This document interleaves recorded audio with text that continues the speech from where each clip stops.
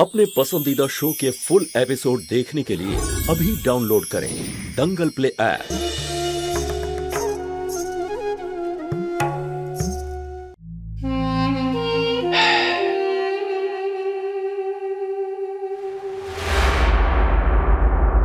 যদি তোমার মা বাবা জানতে পারতো যে ওনাদের প্রত্যেকটা মেয়ের গুণ একই রকম, একজন অন্ধকে বিয়ে করেছে, একটা জেলে আর একজন কোথায় কোথায় যায় কেউ জানে না, স্বামী থাকতেও রাত কাটায় অন্য কারোর সাথে। ঠিকই বলেছ তুমি, সব গুণগুলো বাইরে থেকে সহজ সরল আর ভেতরে আর এক রকম। তোমাদের মা বাবার উপর দিয়ে কি ঝড় যাবে বুঝতে পারছো তোমরা? বিশেষ করে তোমার আদরের ওই মা, উনি তো আত্মহত্যাই করে নেবেন এটা ভেবে যে উনি কিভাবে এমন সন্তানের জন্ম দিয়েছেন। ছি ছি ছি ছি ছি ছি ছি ছি।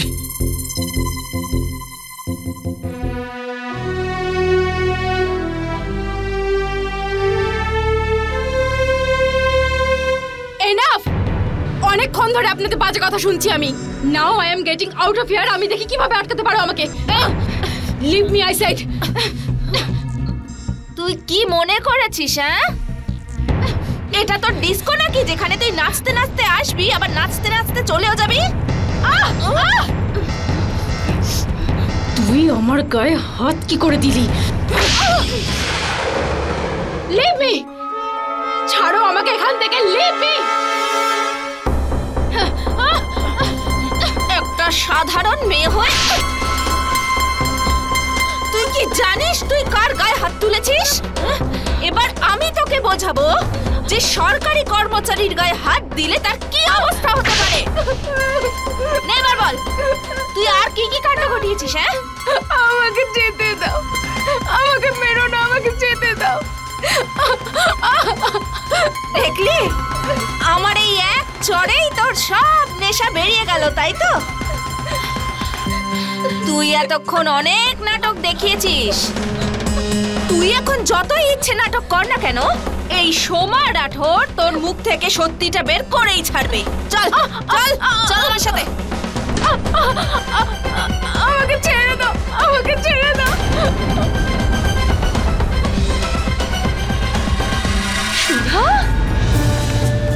সুধা, সুধা, সুধা, সুধা, সুধা, সুধা, চুপ কর, চুপ কর বাবু, কাঁদিস না। নিজের দিদি ওর আসল রূপটাকে চিনতেই পারেনি।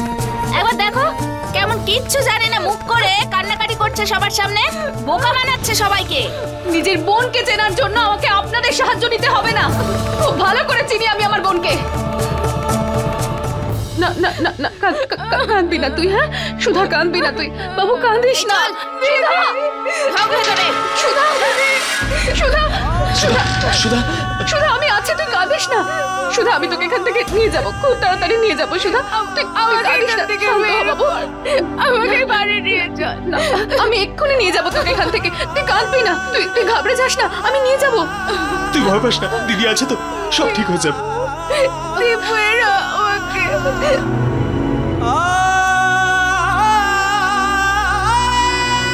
আমি তোকে খুব তাড়াতাড়ি এখান থেকে নিয়ে যাবো। তুই হ্যাঁ নিয়ে যাবো তো বাবু, নিয়ে যাবো, তুই ভয় পাস না।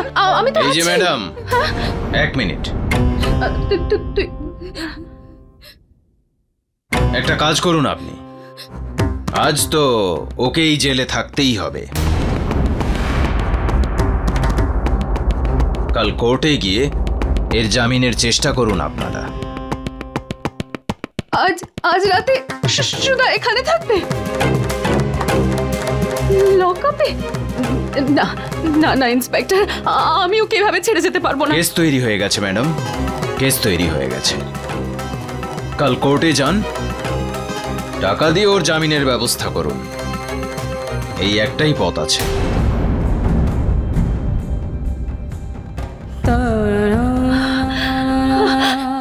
সুধা, সুধা, তুই ভয় পাস না। আমি সকাল সকাল কোর্টে গিয়ে তো জামিনের ব্যবস্থা করছি। তুই শুধু ভয় পাস না সুধা।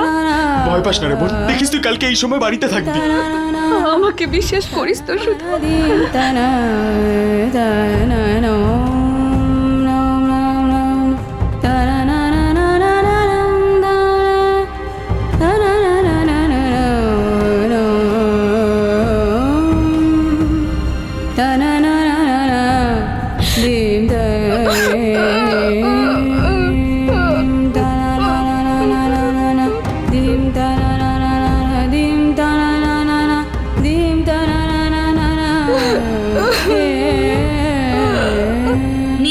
বোকা বানালি তো? কিন্তু যাই হয়ে যাক, আজকে রাতে তো তুই আমাদের অতিথি হয়েই থাকবি। তোর মারা চটটাকে আমি ভুলিনি।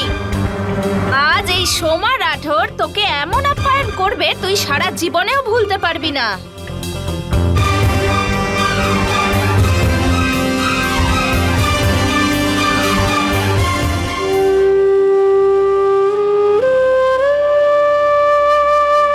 মা, আসলে আমরা পুলিশ স্টেশন থেকে আসছি। Police station? সুধা কোথায়? ওকে সঙ্গে আনিসনি?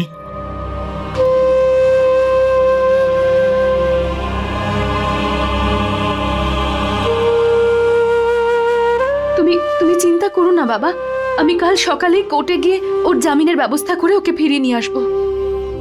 জামিনে তো ছাড়া পেয়ে যাবে,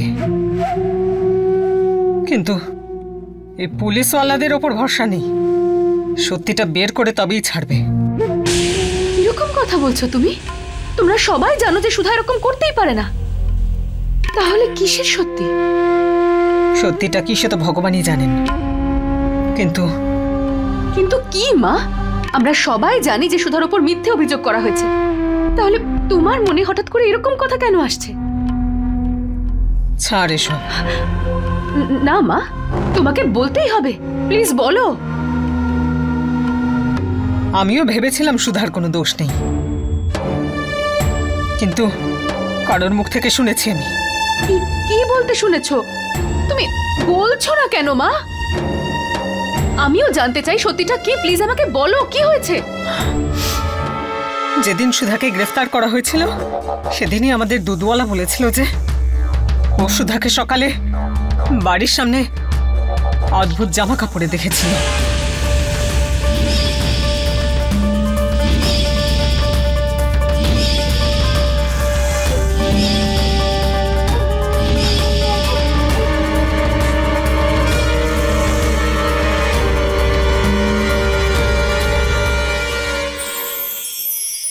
হতে পারে যে সুধার মতো দেখতে অন্য কেউ রয়েছে।